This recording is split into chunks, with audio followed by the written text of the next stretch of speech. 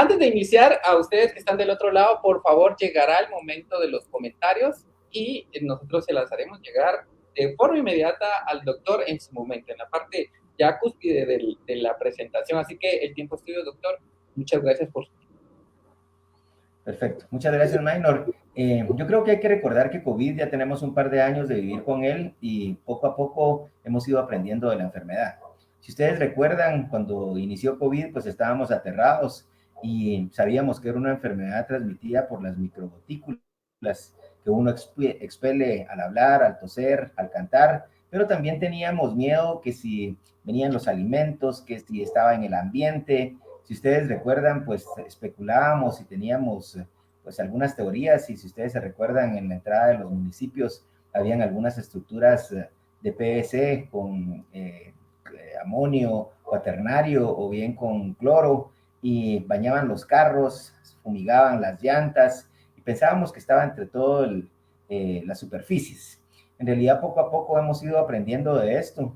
También nosotros creíamos que el virus podíamos transportarlo en las plantas, en las suelas de los zapatos.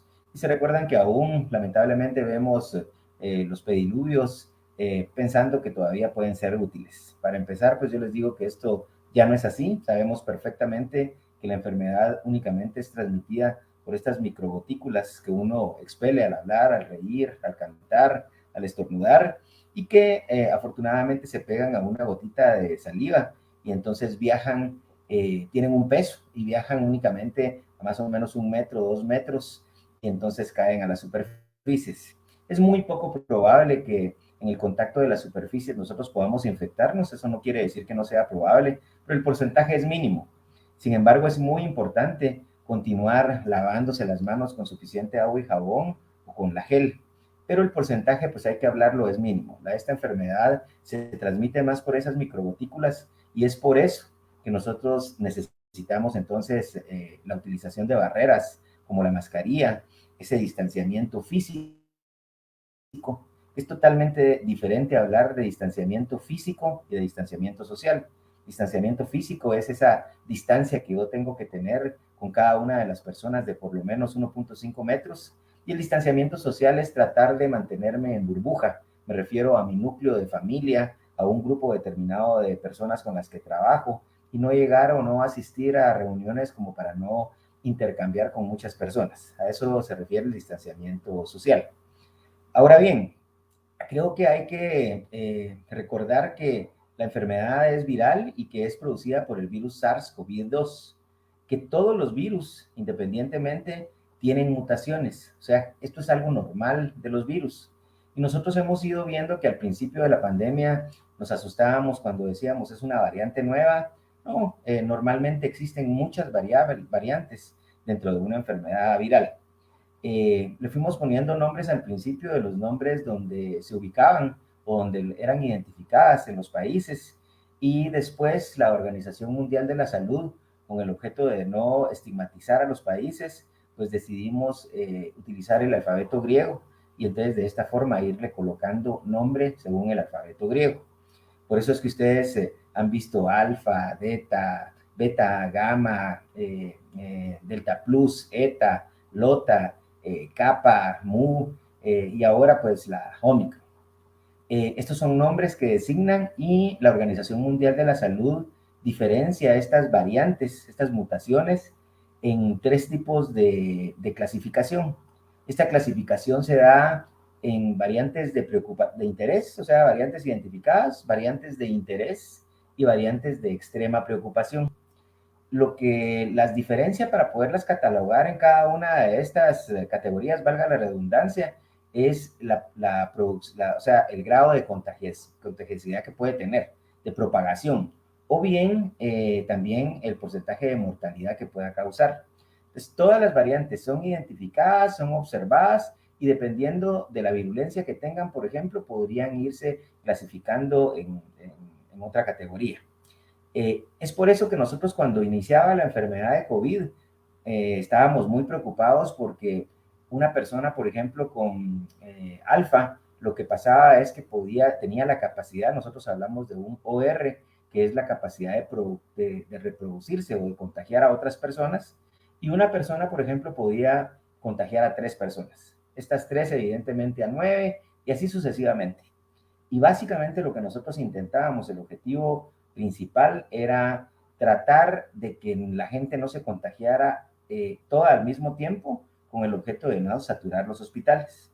Y aquí también vamos a hablar de la importancia de las vacunas dentro de un momento. ¿Cuál era el objetivo? ¿Cómo se cumplió? ¿Y qué es lo que tenemos que hacer a futuro?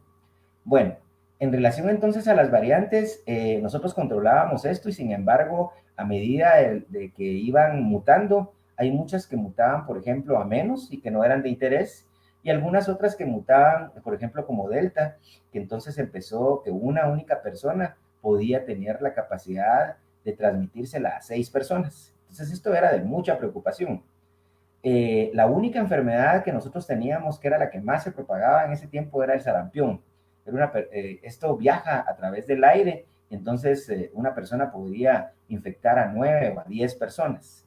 Y ahora con la nueva variante que tenemos, que es la variante Omicron, superó esta propagación. Una persona inclusive podría infectar a 12 personas. Entonces es realmente impresionante, porque ustedes se pueden imaginar.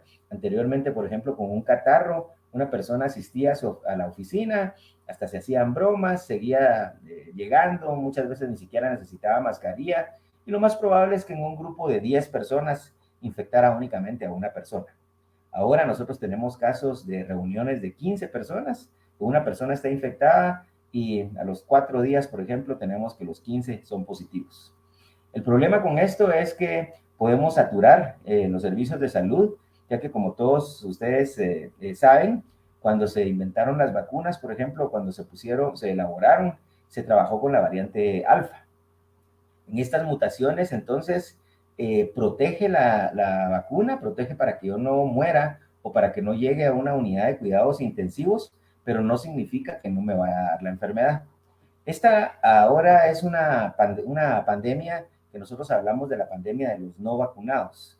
Es una pandemia que estadísticamente ya no es necesario pues rebatir con el grupo antivacunas, sino que es lógico, es simple y sencillamente ver las estadísticas y saber que las personas que realmente llegan a una condición crítica, a una unidad de cuidados intensivos o que fallecen, son las personas que lamentablemente no han sido inmunizadas. De hecho, por ejemplo, también se habla mucho, mire, ¿cuántas vacunas iremos a tener en el transcurso de la vida? Y bueno, nosotros les diríamos, por ejemplo, que esto depende del sistema inmunológico y está aceptado que las personas que tienen una disminución en su sistema inmunológico, una inmunosupresión, como un cáncer, como un VIH-Sida, pues es bueno tener un refuerzo. Y también a todas estas personas que lógicamente tienen un contacto estrecho con pacientes de COVID, estoy hablando de médicos, estoy hablando de odontólogos, etcétera.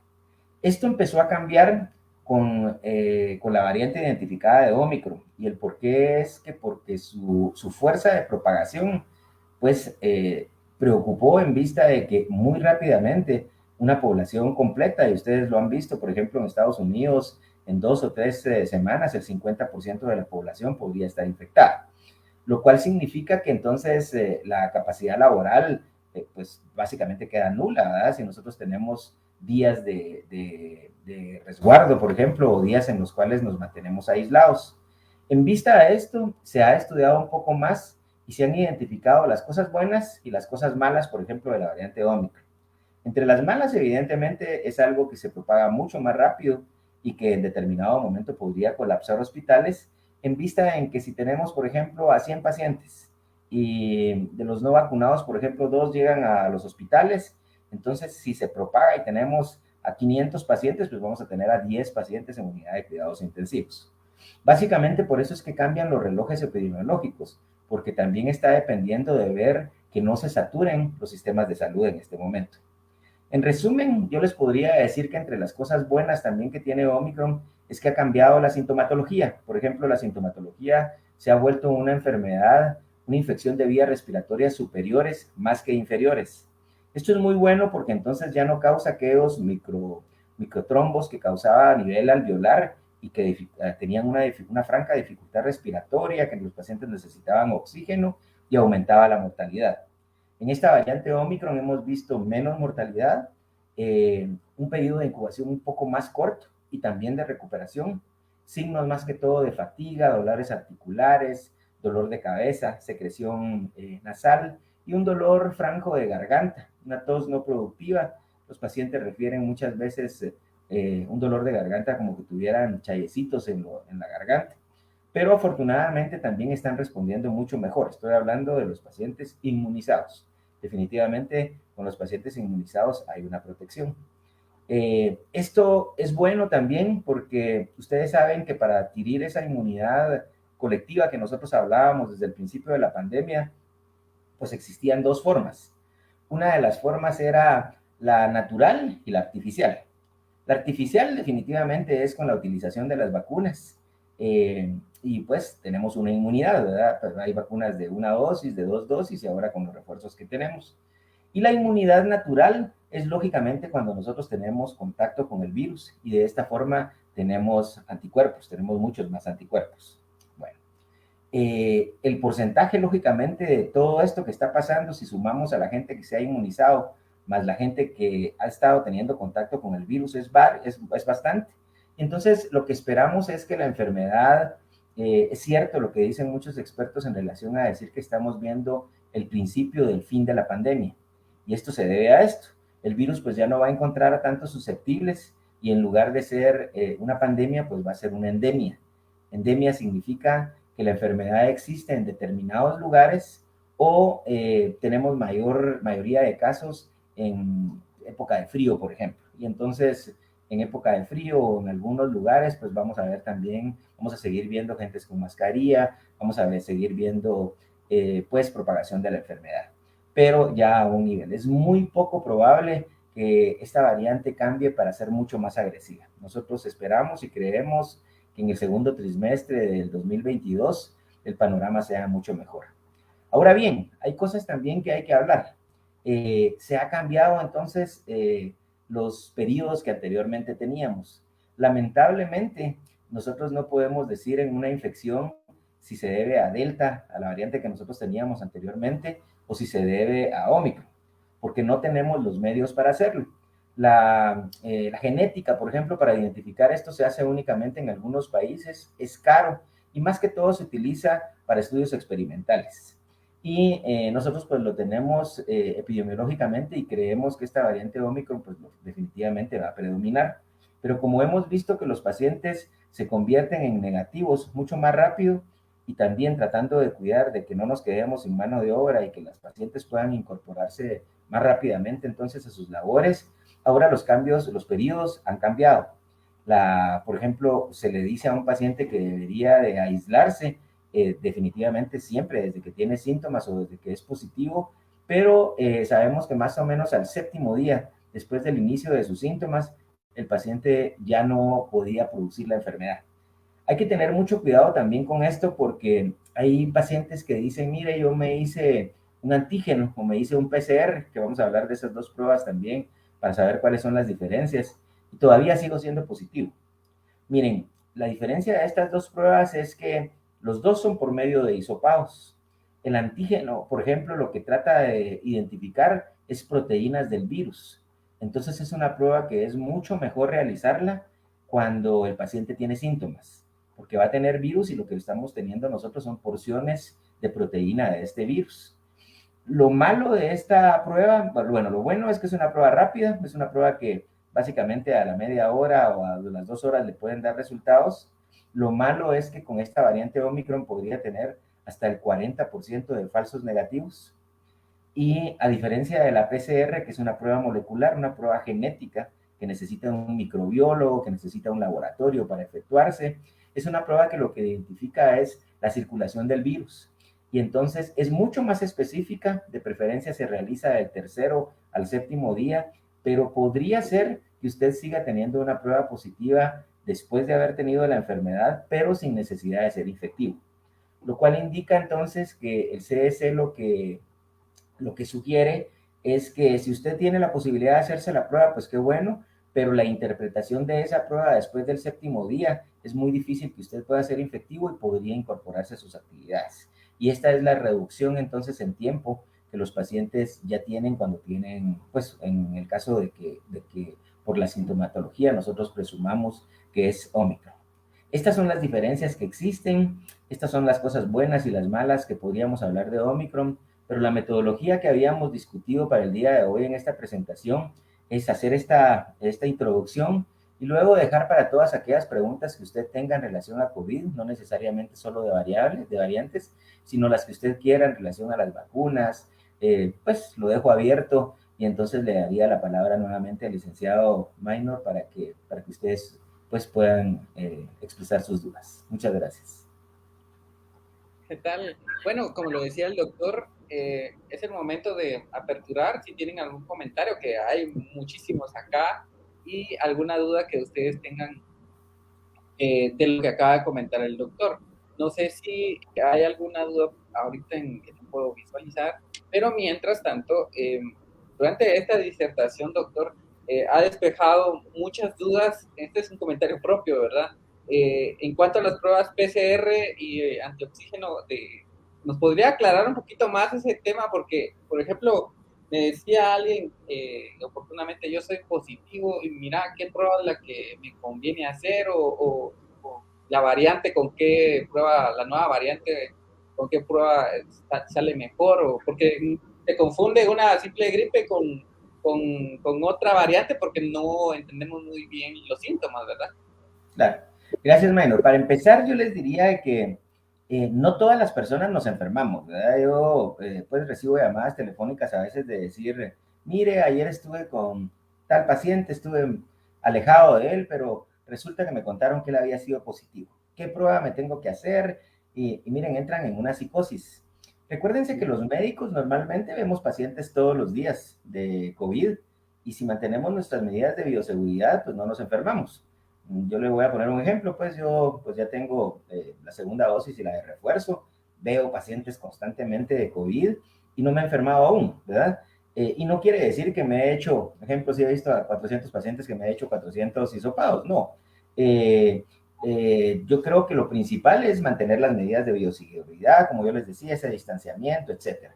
Evaluar si uno estuvo con una persona que ha salido positivo, si tuvo un contacto estrecho, si estuvo en un lugar que no fuera ventilado, cuánto tiempo estuvo, etcétera.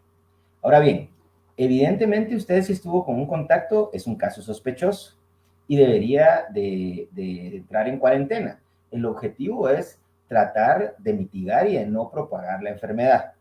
Pero bien, si hoy, por ejemplo, yo estuve con Minor y mañana me cuentan que Minor salió positivo, ya venía con algunos síntomas, yo no me di cuenta, si estuve sin medidas de bioseguridad, o sea, si estuve sin mascarilla, estuve en un lugar que no era ventilado, lo que yo debería de esperar para empezar son 2 o 3 días.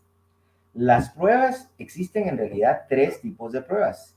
Existen con hisopado, el antígeno y el PCR. Y también existe una prueba serológica, quiere decir de sangre. Esa prueba serológica lo que marca son los anticuerpos. Esa para empezar no está disponible, es sumamente cara, no sirve para diagnóstico, sino que sirve únicamente para estudios. Por ejemplo, si van a haber estudios en los de casos controles con nuevas vacunas. Recuérdense que nosotros tenemos ahorita con autorización emergente aproximadamente 10 vacunas, pero esto va a llegar hasta 200 y pico de vacunas. Van a haber vacunas hasta con aerosol, etcétera, ¿verdad? Van a haber diferentes para elecciones. Ahora bien, si usted tiene síntomas, lo más probable en una pandemia es que uno piense definitivamente en que pueda ser COVID. Debe de consultar con un proveedor de salud porque no todo es COVID también. Las enfermedades siguen. Sigue el dengue, sigue la malaria, siguen las infecciones respiratorias, siguen las bronconeumonías, siguen los procesos alérgenos, siguen los pacientes asmáticos. Entonces, no significa que todas las reacciones alérgicas vayan a ser COVID, ¿verdad? Ese es el punto número 1. Ahora bien, y esto lo digo porque conozco personas que se han hecho en el transcurso de la epidemia 10, 12 hisopados. Miren, debe haber una orientación, ¿verdad? Y otra cosa muy importante acá que vale la pena recordar es que los médicos no es que seamos sabios, sino que lo que pasa es que relacionamos lo que tiene el paciente con lo que más frecuentemente pueda suceder. Voy a poner un ejemplo. Si a mí me consulta un jovencito de 18 o 19 años con un dolor abdominal bajo, por ejemplo, estadísticamente es el grupo que más padece de apendicitis. Entonces, evidentemente va a pasar sobre mi cabeza que podría tener una apendicitis. Y haré algunos exámenes físicos, lo palparé de alguna manera para poder descartar o para poder confirmar. Sin embargo, yo voy a tener una impresión clínica. Sigamos ese ejemplo. Hagamos de caso que yo creo que ese jovencito tiene apendicitis. Y de todos modos, pues lo mando al laboratorio, le tomo una hematología, le saco un par de exámenes para confirmar mi diagnóstico. Pero mi diagnóstico, mi impresión clínica no va a cambiar en base al laboratorio. El laboratorio podría tener dificultades. Recuérdense ustedes que podría ser que en ese momento del hisopado no encuentre virus precisamente en ese espacio que usted tuvo el hisopado. Entonces, es frecuente que ocurran resultados falsos negativos, ¿verdad? Entonces, mi impresión clínica es la principal. Y es por eso que hay mucha controversia ahora en algunos países en los que se han terminado las pruebas y que empiezan las críticas a decir, ¿cómo es posible? No tenemos diagnóstico, no vamos a poder hacer nada. Claro que sí podemos hacer. En una pandemia es evidente, agua pasa por mi casa y lo principal es esto. Y si yo evalúo los signos, yo puedo tratar al paciente sin necesidad de tener laboratorios. La falta de laboratorios no me quita absolutamente nada. Me confirmará el diagnóstico. Estoy de acuerdo y a mis pacientes yo les mando que se hagan las pruebas porque al paciente le interesa pues sí, y por curiosidad quiere saber si el resultado dijo positivo o no. Pero hay que tener cuidado en la interpretación. Si el resultado sale negativo, me ha pasado muchas veces, y de cualquier forma tratamos al paciente como un caso positivo, ¿verdad? Lo principal en medicina es resguardar la seguridad y tratar de no caer en el porcentaje de errores, por ejemplo, ¿verdad? Esto me recuerda también el ejemplo cuando dicen hace años, es que parece que ahora todos los médicos quieren hacer cesárea porque a las mujeres embarazadas. Ajá. Y bueno, se los resumo de esta manera. Si de cada 100 personas, 2 personas van a tener complicaciones, hagamos de caso, Minor, creo que usted no me perdonaría si yo le diría, mire qué pena, Minor, pero cabal salió la estadística. Y usted salió, su esposa salió en el 2% que se nos complicó. Esto no es así. Si yo quiero tener un riesgo cero, nunca existe el riesgo cero, pero voy a tratar de minimizarlo, y entonces es por eso que tomamos esas conductas. Si usted, en resumen, si usted tiene síntomas de COVID y han pasado, si ya tiene síntomas y ha estado con un caso de contacto, la mejor prueba y que es un poco más barata en ese caso sería el antígeno. Y si usted no tiene síntomas y ya pasaron de 2 a 5 días y quiere confirmar si tiene, por ejemplo, COVID, la mejor prueba es la prueba molecular que es el PCR. Pero lo más importante es la interpretación de un galeno o de un médico que lo oriente, ¿verdad? Es muy importante también si usted tiene un caso positivo, que usted aparte de aislarse, se tome el oxímetro, se tome la concentración de oxígeno. Este es un aparatito que usted puede conseguir en cualquier farmacia y que le va a servir no solo para COVID, es muy importante que usted lo tenga en su casa, como un tensiómetro, por ejemplo, o un termómetro digital. Con estos aparatos, si usted la concentración de oxígeno está abajo de 90, necesita un suplemento médico, o sea, necesita oxigenación. Y evidentemente no necesariamente tiene que ir a un hospital. Nosotros tratamos a pacientes, por ejemplo, en un rango con oxígeno en su casa y pueden salir perfectamente, ¿verdad? Pero es bien importante tener que medir esto. Lo que hace este oxímetro es que básicamente es un rayito de rayos láser y que al chocar con un glóbulo, los glóbulos, por ejemplo, los glóbulos rojos son los que llevan la hemoglobina y entonces identifica y marca una concentración. Esta concentración varía dependiendo de la altitud, pero a nivel general yo le diría que una concentración arriba de 90, por ejemplo, es una concentración aceptable en la que no tenemos problemas, ¿verdad? Básicamente. Sí, ya, gracias por las consultas que están llegando en los comentarios. Sigan ahí porque hay muchos aspectos que ha tocado el doctor oportunamente. Uno creo, considero es el psicológico, que nos invade tanta información que es un pánico escénico con el contexto, ¿verdad? Y justamente el doctor acá nos está poniendo como en alarma la calma de tener buena orientación y entender mejor, de mejor manera todas las pruebas, todas las variantes. El tema de hoy, sí, están aquí oportunamente, estamos hablando de las variantes y vamos a leer sus interrogantes. Por acá viene una, dice, se ha escuchado que aquí en Guatemala no existe un examen para detectar el Omicron. ¿Qué prueba es la más efectiva para esta variante? Dice por acá. Sí, muy buena pregunta, Kenya, y la verdad es que no, la verdad es que pues a nivel de ministerio se trata de testear, o sea, me refiero a que los pacientes que llegan a un hospital, por ejemplo, se les toma y se les envía, se les hace aquí en Guatemala, pero también se envía para poder verificar a Panamá o a diferentes países. Es una prueba cara y realmente se utiliza únicamente para tener concepto epidemiológico, para ver cómo se está propagando. No es una prueba que yo le haga constantemente a un paciente.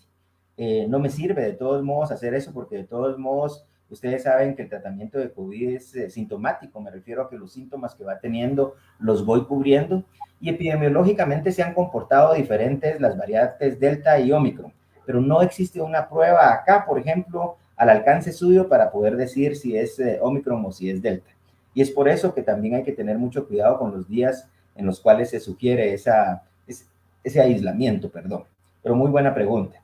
La otra pregunta que estaba viendo aquí muy buena de Minor Verges es, en base a mi criterio, si existen los asintomáticos. Sí, definitivamente existen los asintomáticos. De hecho, por ejemplo, son las personas que más problemas nos daban desde el inicio de la pandemia, porque evidentemente al no tener síntomas, la persona pues entonces sigue movilizándose, sigue presentándose a su trabajo, sigue a sus actividades sociales, pero sí se encuentra en una fase infectiva, aunque su carga viral no es tan alta, sí sigue contagiando. Entonces, una de las estrategias epidemiológicas de muchos países y que nosotros también las tenemos acá es testear aleatoriamente, tratar de identificar a estos asintomáticos para resguardarlos y que la enfermedad no siga propagándose.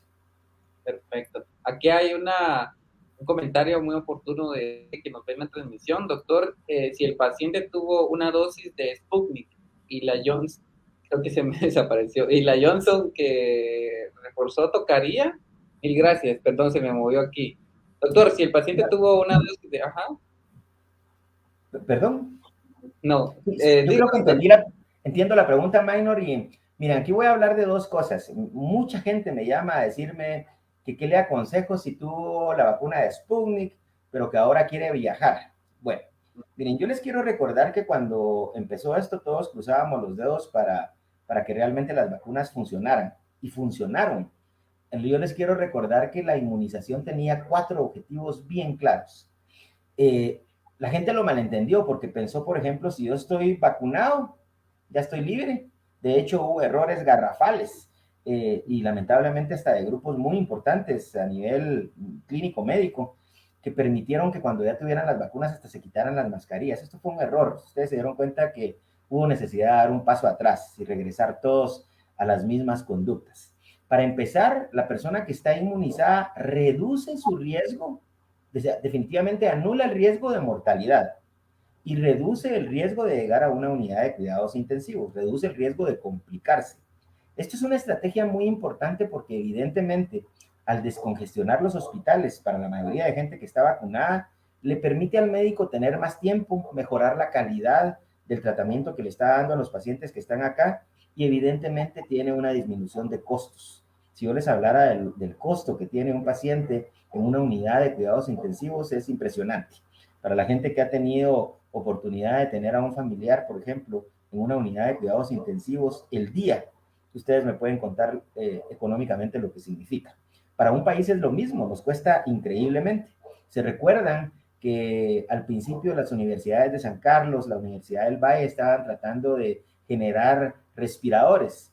Pero miren, el problema no era el respirador, el problema es la gente que maneja ese respirador, no solo es el respirador, qué bonito sería decir, bueno, ya llevamos 1000 respiradores y los distribuimos. Se necesita gente que tenga expertaje, por ejemplo, en el cuidado de pacientes críticos.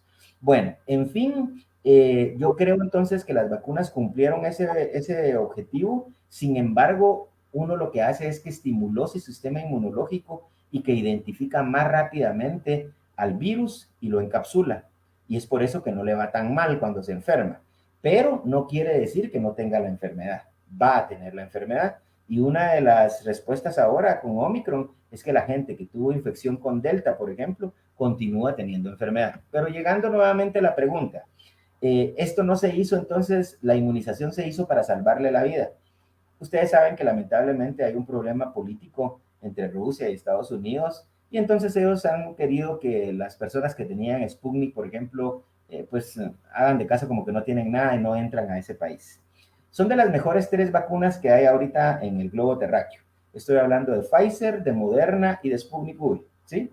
Si usted tuvo ya 2 vacunas de Sputnik, mi consejo es que el booster, o sea, el refuerzo, usted se lo coloque con una vacuna de tercera generación.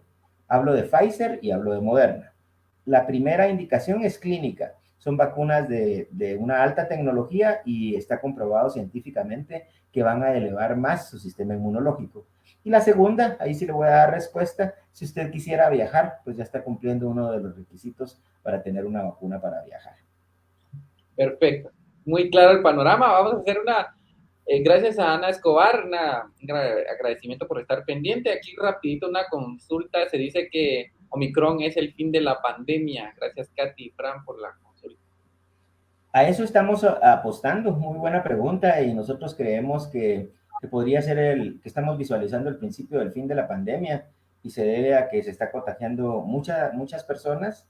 El virus pues entonces ya no va a encontrar susceptibles, se va a volver una enfermedad endémica, pero ojo, mucho cuidado con esto.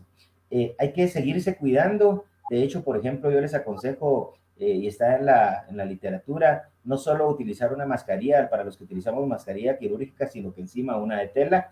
Está comprobado, por ejemplo, que las KN95 o diferentes mascarillas son buenas, ¿verdad? Pero no se trata también de que yo me exponga.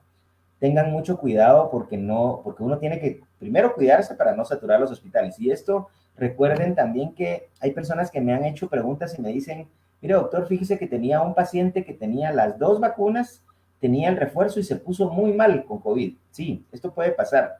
Podría ser que este paciente aún no haya identificado que tiene un problema en su sistema inmunológico. Podría ser que él no supiera que tuviera, ¿qué le digo yo?, un cáncer o algo así. A estos pacientes hay que estudiarlos. Estos pacientes que se han complicado ya teniendo un esquema completo de inmunización, la teoría que nosotros tenemos o la decisión que nosotros ponemos entre colegas es que es un paciente que hay que estudiarlo a profundidad, ¿verdad? Por lo menos descartar que no tenga una enfermedad coadyuvante y que él todavía no se haya dado cuenta. Muy bien. Por acá hay otra. Ingrid Elizabeth dice, doctor, disculpe, ¿usted cree que es correcto que los jefes con un síntoma estén mandando a los trabajadores a hacerse hisopados? Sí, mire, hay políticas pues en diferentes empresas. Si las pruebas están disponibles, yo le diría que está bien si lo mandan al IX, por ejemplo, pero realmente no se trata de que cualquier paciente con un síntoma se vaya a hacer pruebas. Lo que hay que hacerse es encuarentenarse, o sea, unir los síntomas y decidir si realmente orienta a COVID o no. Es bueno tener la prueba porque el paciente también necesita saberlo, es bueno saberlo para no seguir contagiando personas. Yo le diría que estoy más a favor de esa situación que diferente. He visto en algunas empresas que dicen, no, mira, es un catarrito, seguí viniendo, y terminan enfermándose todos. Aquí tenemos que ser muy responsables. A veces estamos en instituciones donde tenemos jovencitos y creemos que eso va a parar ahí. Pero miren, yo les digo, recuerden que ese jovencito vive a veces con su papá o con su abuelo, y probablemente entonces a ellos no les va a ir mal, pero a la gente vulnerable o a la gente mayor podría llegar a que lleguen a la muerte. Aquí es mejor, ya estamos en lo último, aquí es mejor ser un poquito más conservador. Realmente en cuarentenarse, si usted es responsable, tener síntomas con el objetivo de que no siga propagando la enfermedad. Muy bien, gracias Ingrid. También hay comentarios acá, en lugar de dudas. Ya le respondimos a Ana Escobar. Yo lo bendiga, doctor, por excelente exposición. Fue la primera consulta que pudo responder. Por acá, si un paciente tuvo COVID-19, ¿en cuánto tiempo se puede poner el refuerzo? Pregunta. Sí. Miren, aquí hay temas muy controversiales que ustedes van a escuchar en diferentes redes, ¿verdad? Hay personas que dicen, una vez tuvo COVID, usted ya puede vacunarse. Eso es cierto. Clínicamente no le va a pasar nada, pero hay estudios experimentales en los cuales la mejor inmunidad que los pacientes tienen ahorita, y que se ha visto, eso se vio en Israel, es que los pacientes, se hizo un estudio, y básicamente se siguieron los pacientes que tenían una dosis los pacientes que tenían 2 dosis, los pacientes que aparte de tener 2 dosis habían tenido COVID y los pacientes que no estaban inmunizados. Se les midieron sus anticuerpos y las personas que tenían la mejor inmunidad eran los pacientes que aparte de estar vacunados habían tenido COVID. Esto es porque lo tenían artificial y también de manera natural. Esto es importante. Entonces, por ejemplo, si usted ya estaba vacunado y ya tuvo COVID, su sistema inmunológico está muy bien. Sin embargo, aquí hay que tomar en cuenta varios factores. Usted podría ponerse la vacuna desde el mes en adelante. Yo le diría que podría aguantar inclusive hasta 6 meses con un sistema inmunológico alto. Sin embargo, recordemos que estamos en países en los que no estamos económicamente muy bien, que ahorita las vacunas están a su disposición y mi consejo sería entonces que después de un mes de haber padecido de la enfermedad, usted podría inmunizarse. Si usted fue inmunizado, por ejemplo, con AstraZeneca, estoy hablando de Guatemala, con AstraZeneca o con Sputnik V, sería bueno que usted se pasara, por ejemplo, puede inmunizarse con cualquiera de las dos para su tercera dosis, pero sería muy bueno si usted utiliza Pfizer o Moderna, que son de tercera generación. Y para las personas que fueron inmunizadas con Pfizer o con Moderna, pues cambiar de casa. Por ejemplo, si usted estuvo con Pfizer, ponerse la Moderna. Y si usted estuvo con Moderna, ponerse la Pfizer. Muy bien. Por acá, Ana Escobar dice si hay un paciente positivo en casa, ¿a los cuántos días se puede hacer las pruebas en núcleo familiar? Primero, una muy buena pregunta, ¿verdad? Si el paciente está positivo, primero hay que recordar cuál fue su convivencia con él, ¿verdad? Y lo mejor es esperar de 2 a 3 días para poderse hacer la prueba. Pero más importante, Ana, de su pregunta es saber qué es lo que yo debo de hacer si estoy positivo. Miren, yo desde el principio de la pandemia le preguntaba a la gente, ¿y ya tiene su plan? Porque uno lo que tiene que hacer es seleccionar a un miembro de la familia que sea el menos vulnerable. Aquí no se trata de que le tocó a la mamá o le tocó, sino que la persona que no sea hipertensa, de preferencia es mucho mejor un joven que sea el cuidador de estos pacientes. Si esta persona puede aislarse en un cuarto solo, pues enhorabuena.